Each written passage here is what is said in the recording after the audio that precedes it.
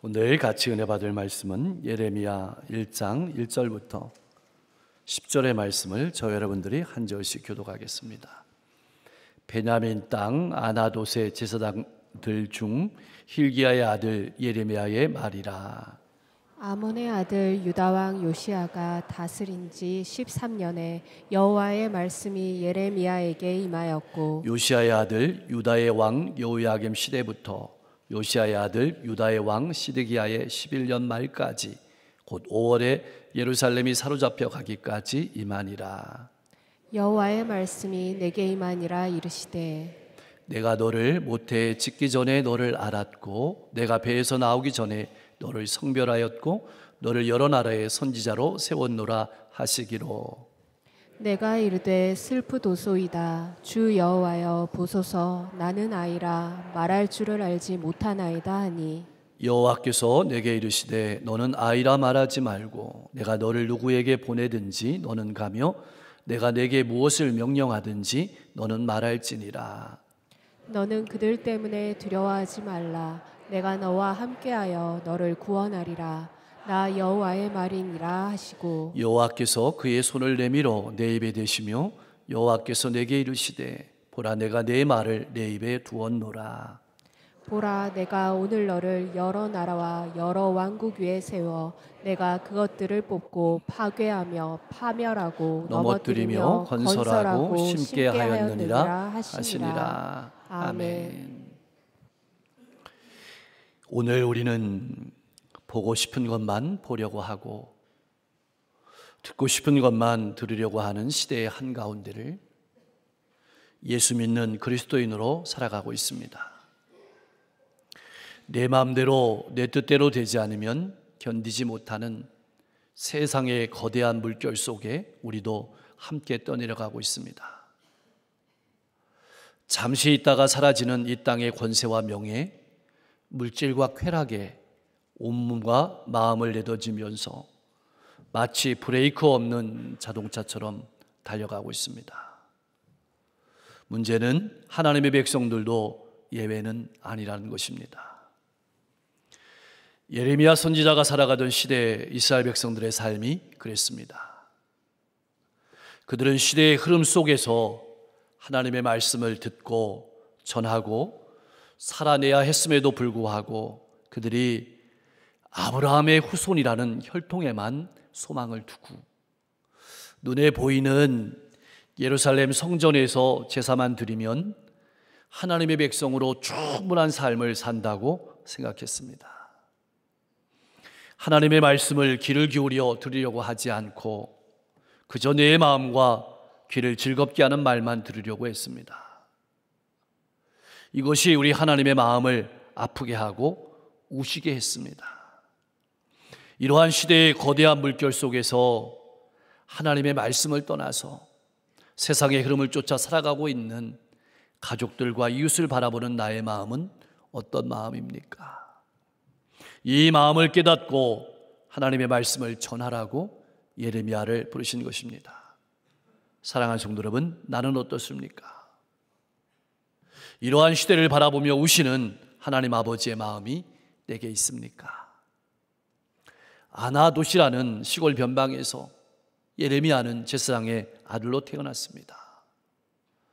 너무나도 암울한 시기였습니다. 국제적으로는 아수르와 바벨론이 서로 지역과 시대의 패권을 놓고 전쟁하던 때였습니다. 그렇다면 국내적인 상황은 어땠을까요? 하나님의 백성들이라고 자부하는 사람들이 하나님의 백성이라는 사실을 망각한 채 온갖 우상숭배와 부정부패를 일삼고 음란으로 가득한 삶을 살았습니다. 그러면서도 1년에 몇 차례 하나님 앞에 몸만 나타내 보이는 제사로 하나님을 잘 섬긴다고 생각했고 가정과 일터와 이웃 가운데서는 신앙인으로 살아가고자 하는 몸부림치는 삶의 예배는 전혀 보이지 않았습니다. 그나마 하나님의 말씀대로 살고자 몸부림쳤던 선한 왕이었던 요시야가 죽고 그 후에 등극한 왕들은 하나같이 하나님의 말씀을 들으려고 하지 않았습니다.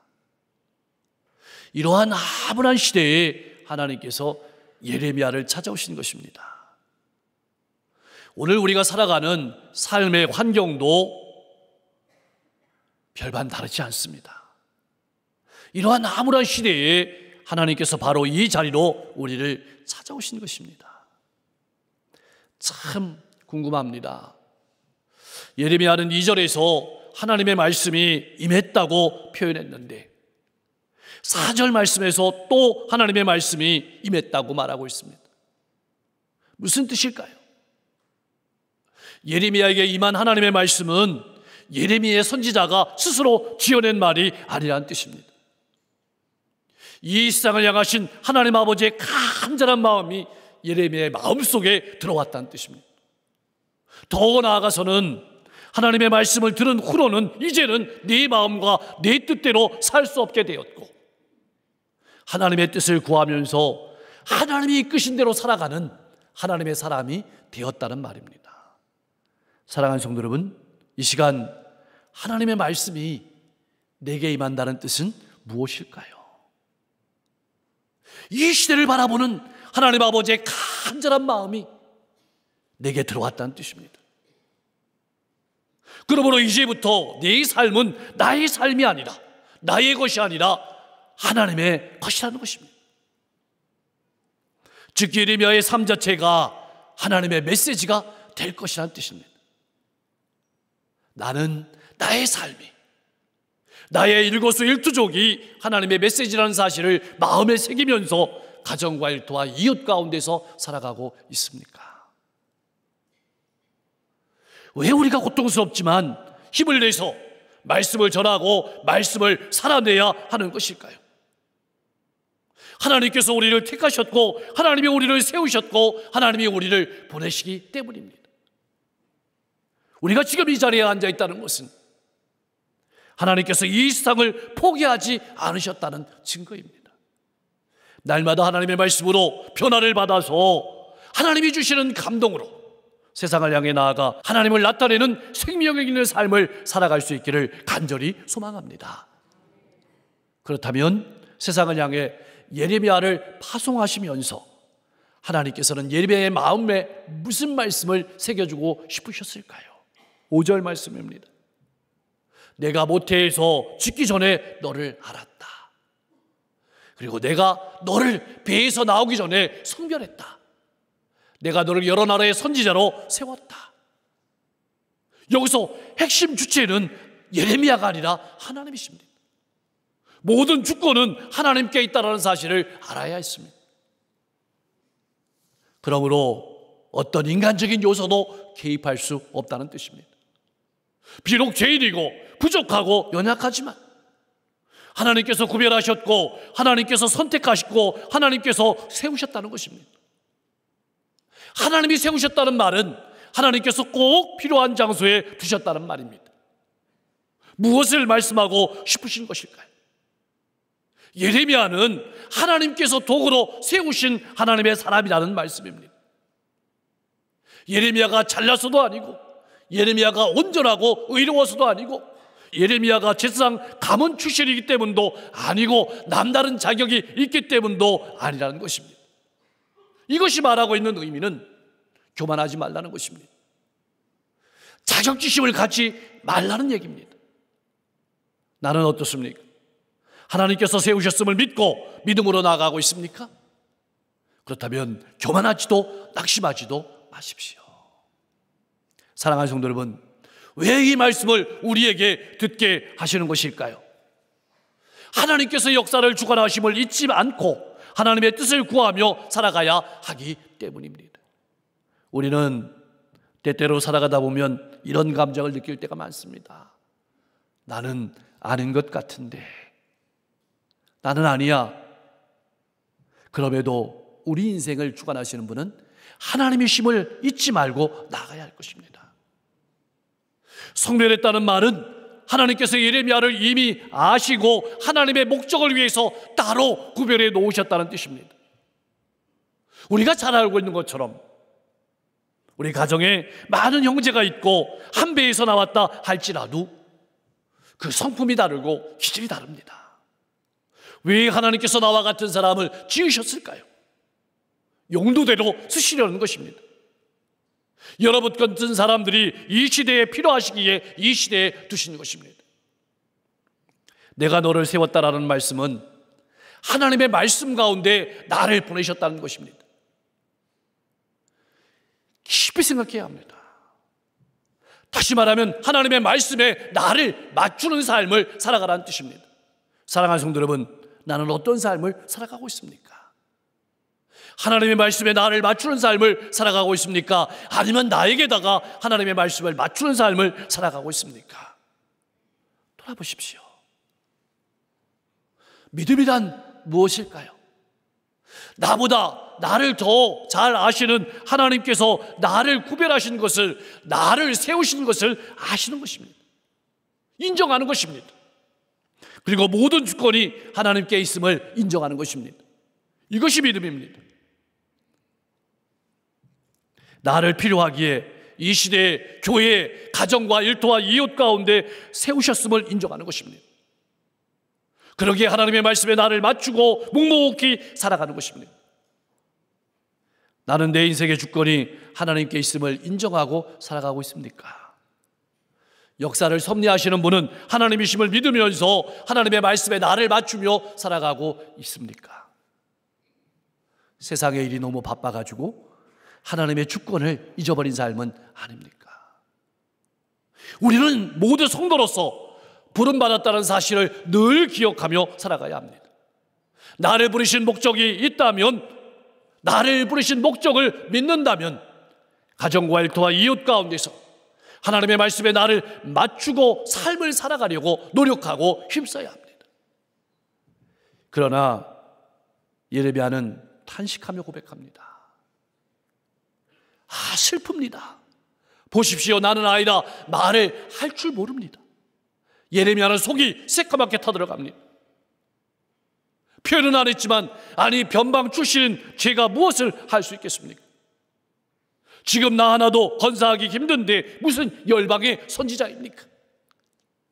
턱도 없는 말씀하지 마십시오. 저는 어리고 말을 조리 있게 잘할 줄도 모릅니다. 맡겨주신 책임과 직분을 감당하기에는 역부족입니다. 거절하고 싶습니다. 이런 예레미야의 마음속이 이 말 가운데 들어있습니다. 저도 100% 같은 마음입니다. 누구라도 그랬을 것입니다. 생각해 보십시오. 어디 하나님께서 예레미야에게 맡기신 말씀이 보통 말씀입니까? 재앙의 말씀이고 심판의 말씀입니다. 위로와 칭찬의 말만 해도 부족한 상황인데 하물며 누가 이러한 말을 좋아하겠습니까? 당연히 거부하고 죽이려고 들 텐데 저는 안 가겠습니다. 저를 빼주십시오. 이런 탄식입니다. 여러분의 답변은 무엇입니까? 6절 말씀을 깊이 생각해 보면 우리가 믿는 하나님은 약한 자를 들어서 쓰시는 분입니다. 부족한 사람을 들어서 쓰시는 분입니다. 그래서 6절 말씀에서는 이렇게 말씀하십니다. 걱정하지 말라. 참 놀라운 사실은 하나님께서는 예레미야를 꾸짖지 않으신다는 것입니다. 왜냐하면 예레미야가 무엇을 두려워하고 무엇을 걱정하는지 알고 계시기 때문입니다. 여러분 한번 생각해 보십시오. 이 세상에 어디 충분하게 준비된 사람들이 있을까요? 부족하지만 하나님께서 채워주실 것을 믿고 믿음으로 걸어가는 것입니다. 그렇게 시작하는 것입니다. 믿음의 조상 아브라함도 갈 바를 알지 못하고 하나님의 말씀 하나 붙들고 한 걸음을 내딛었습니다. 또 한 걸음을 내딛었습니다. 그렇게 걸어가는 중에 하나님이 어떤 분이신지 알게 되고 기쁨을 누렸습니다. 예레미야를 너무나도 잘 아시는 하나님께서 격려하며 주시는 말씀이 7절과 8절의 말씀입니다. 이렇게 7절 말씀에서 말씀하고 있습니다. 너는 아이라 말하지 마라. 이 말씀은 선지자는, 하나님의 사람은 청중을 말로 설득하는 사람도, 말을 잘해야 되는 사람도 아니라는 뜻입니다. 하나님의 마음을 품고 하나님이 주시는 말씀을 정확하게 전달하기만 하면 된다는 뜻입니다.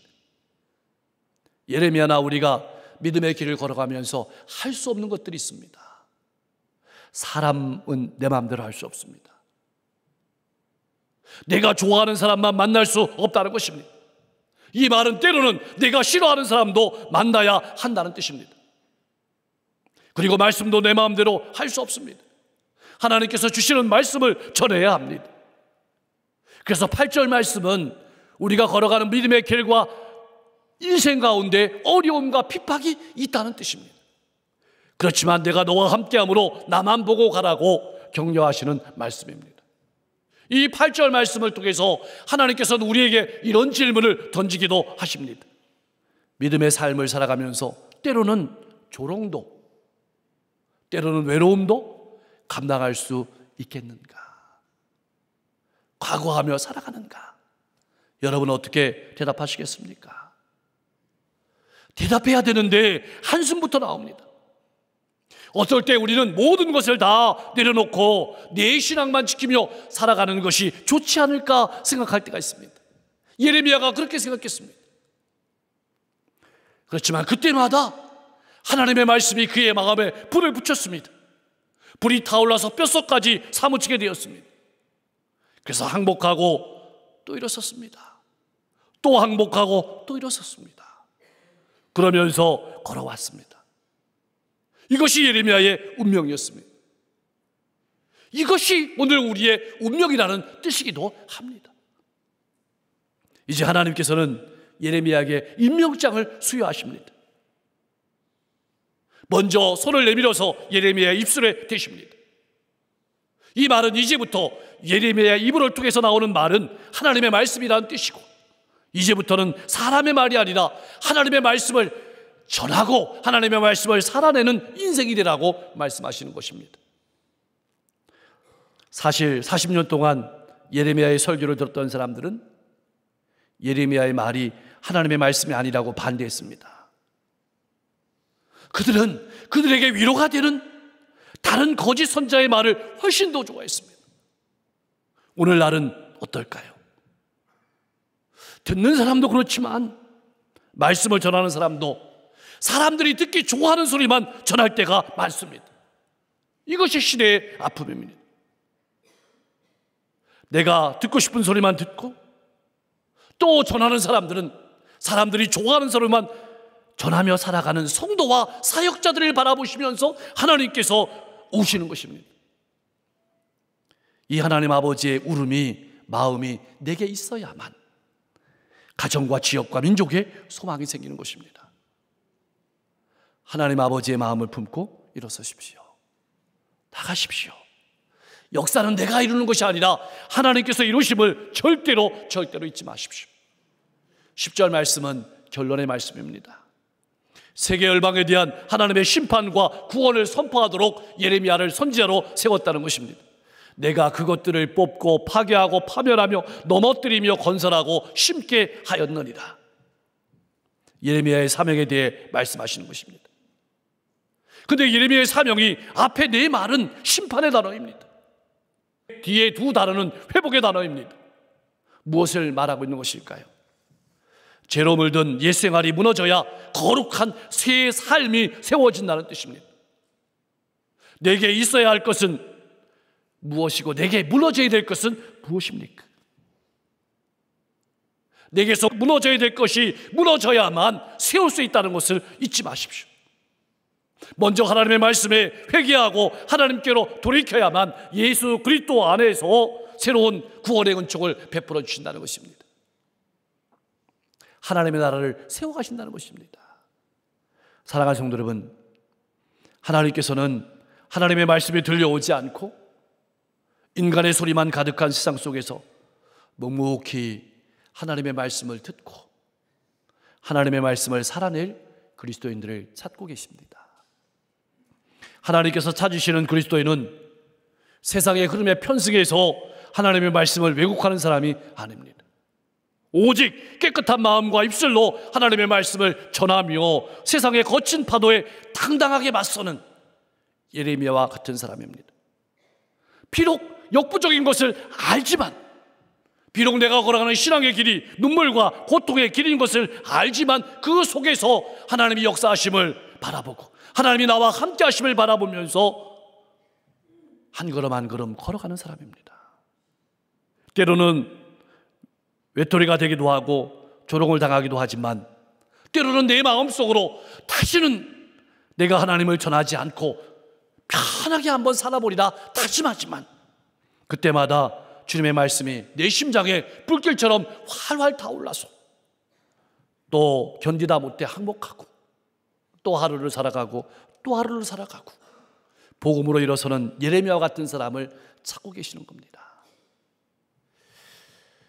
아무리 이 말씀을 읽어보면서 우리를 돌아보아도 우리가 사람을 변화시키기에는 역부족입니다. 우리에게 그런 재능은 없습니다. 왜냐하면 들을 생각이 없기 때문입니다. 그렇다면 하나님의 복음 사역을 포기해야 될까요? 절대로 그렇지 않습니다.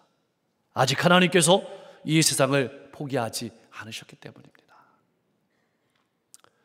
예레미야에게 있어서 가장 고통스러운 순간은 어떤 순간이었을까요?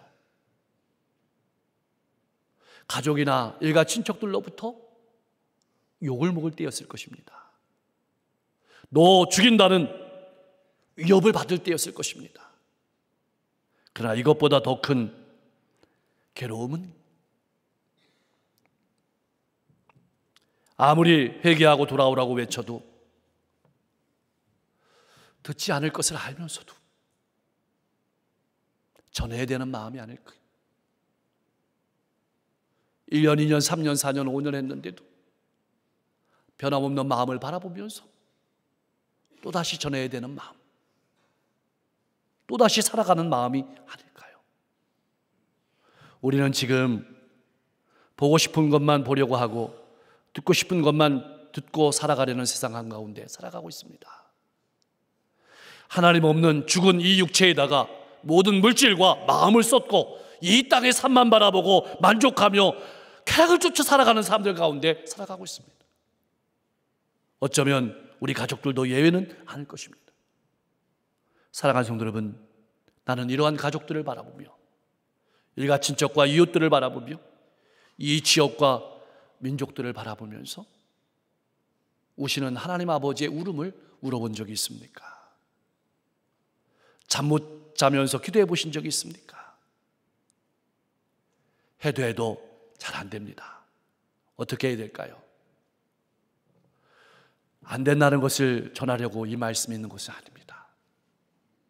그럼에도 불구하고 역사는 하나님이 주관하신다는 사실, 나는 아무것도 아니라는 사실을 마음에 새긴 성도만이 다시 일어서서 믿음으로 걸어가게 되고 그런 성도를 통해서 하나님께서 역사하실 것을 믿기 때문입니다. 우리가 그렇다면 기억하고 마음에 새게 될 것은 이것입니다. 두려워하지 말라. 내가 너와 함께하여 너를 구원하리라. 이 말은 하나님의 일을 해나가는 데 있어서 평탄하지만은 않을 것이란 뜻입니다. 그리스도인으로 살아가는 것이 쉽기만은 않을 것이란 뜻입니다. 어려움도 있고 위험도 있지만 한 가지 분명한 사실은 하나님이 나와 함께 하시고 역사하신다는 사실입니다. 예레미야를 통해서 역사하셨던 하나님께서 오늘 여러분들을 통해서 가정과 일터와 이웃 가운데 놀라운 일들을 이루어 주실 줄로 믿습니다.